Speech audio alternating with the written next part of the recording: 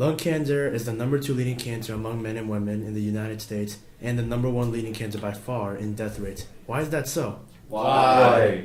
Let me tell you. It's because of these right here. Cigarettes, Camel, Marlboro. Allow us to explain why smoking is so bad for you. Let's just do this. Alright, so out of all the lung cancers and the tumors that a person can have, the two main ones a physician will diagnose when it comes to lung cancer is non-small cell lung cancer and small cell lung cancer.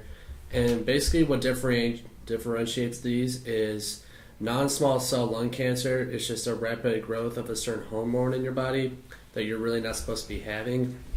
And then the other one, it just starts in the bronchi, which is in the middle of your chest, and then it will slowly expand to distant parts of your body, so you can go from the brain all the way down to as low as your legs. And what common symptoms a physician will look for when it comes to this, percentage-wise, 50 to 75% physicians will look for coughing of either mucus or blood. People can also experience chest pains and shortness of breath.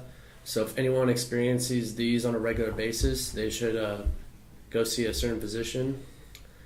I'm here to talk about the risk factors of lung cancer. Cigarette smoking is the number 1 risk factor for lung cancer. In the United States, cigarette smoking is linked to about 90% of lung cancers. Tobacco smoke is a toxic mix of more than 7,000 chemicals, which many are poisons. At least 70 are known to cause cancer in people or animals. Smoke from other people's cigarettes, pipes, or cigars, known as secondhand smoke, can also cause cancer. Radon, which is a radioactive chemical element, also causes about 20,000 cases of lung cancer each year, making it the second leading cause of lung cancer.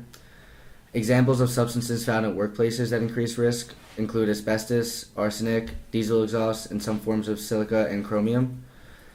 Cancer survivors who had radiation therapy to the chest are at high risk of lung cancer as well.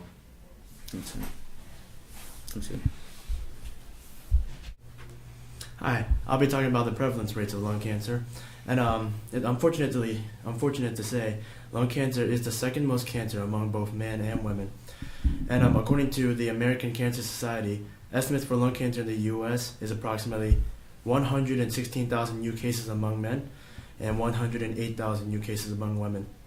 Just in this year, it is by far the leading cause of death among all cancers, with about 27%. That's more than colon, breast, and prostate cancer combined. And the chance that a man will develop lung cancer in his lifetime is 1 in 13, and for a woman, 1 in 16. And that includes both smokers and non-smokers. Okay. So now let me tell you about the diagnosis states. 16% are diagnosed at the earliest state, and obviously the earlier the better. You may have a chance of living. 25% are diagnosed after they have spread beyond the primary site to lymph nodes, and then 51% are diagnosed after they have spread to distant regions of the body. At that point, can be extremely fatal. Unfortunately, the rest were never diagnosed and killed off because they didn't go to the hospital. But yeah, so those are the prevalence rates for lung cancer among Americans. And then let me talk about prevention and how you can treat it. Now, obviously, there's no guaranteed way to prevent lung cancer, but you can definitely lower the risk and rates. An obvious one, don't smoke. This is the leading cause for lung cancer among all people. And if you do smoke, stop smoking immediately. Let's say even if you've been smoking for years or decades, stopping smoking can definitely decrease your risk of lung cancer. And there are alternatives and plans to help, like nicotine gum. Try to avoid secondhand smoking as well. If you know there are people around you, relatives, co-employees that smoke, try and spend time elsewhere or ask them to smoke elsewhere when you're not around. Also, have a diet that consists full of fruits and vegetables, as that will keep your body healthy. And along with that, exercise. Stay fit and stay active. As far as treatment goes, there's 3 ways you can go about it. There's radiation therapy, chemotherapy, and targeted therapy, along with surgery. Now, what you can do with surgery is you want to go in and you'd have to try and remove the lung tumor and nearby lymph nodes in the chest. These have to be removed completely, otherwise it won't be successful because the cancer can always grow back. You can also use radiation therapy, which uses high energy X-rays and particles to destroy specific cancer cells. The problem with this is it's also going to kill healthy cells. So this method, well, it can't be used over a large area. It won't completely cure your lung cancer. Then there's chemotherapy, which is the use of drugs and antibiotics to destroy cancer cells. This will stop the growth and speed, and this method has been proven to both improve quality and the length of life. Targeted therapy is also one kind of therapy where it targets the cancer's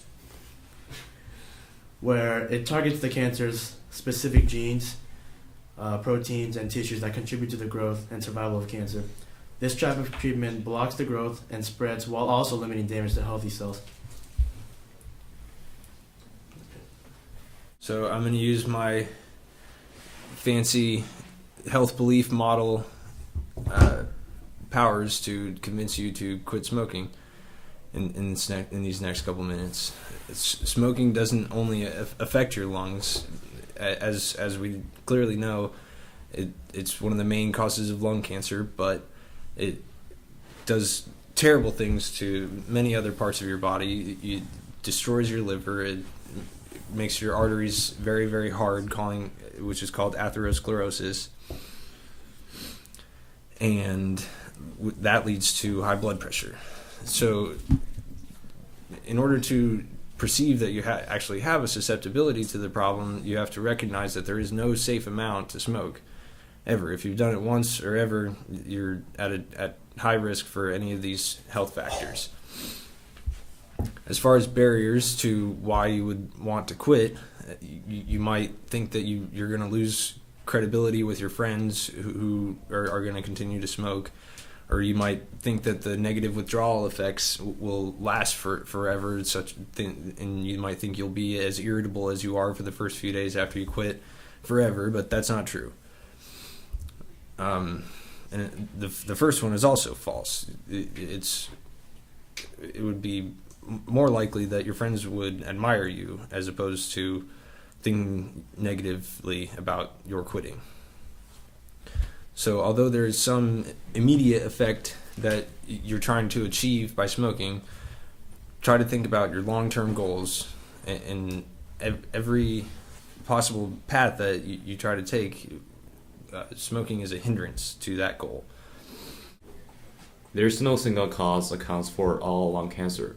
The lung cancer rarely occurs in the absence of exposure to tobacco.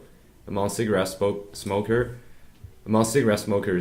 the magnitude of excess lung cancer risk is so great that the result of lung cancer cannot be interpreted as arising from another factor. According to a recent study conducted among 85,000 adult smokers, menthol cigarettes, which is preferred by some college students, are as harmful as